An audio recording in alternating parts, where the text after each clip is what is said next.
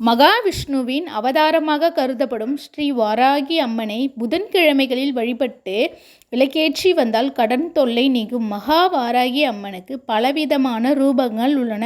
மேலும் சப்த கன்னிமார்களில் ஒருவர் என்பதும் குறிப்பிடத்தக்கது.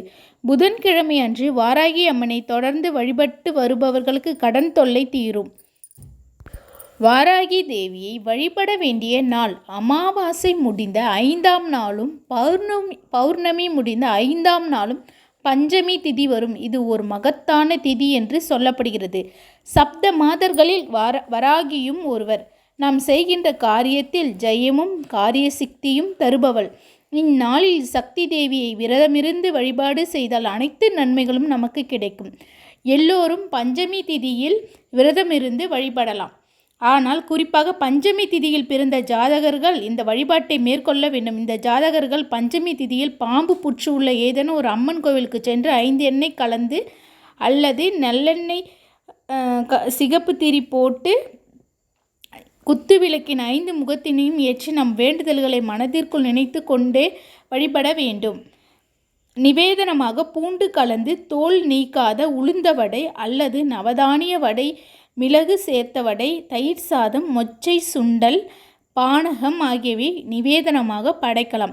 மந்திரம் ஓம் ஸ்ரீ பஞ்சமி தேவியை நமக என்ற மந்திரத்தை சொல்லி வழிபட எல்லாவிதமான நன்மைகளும் கிடைக்கும்.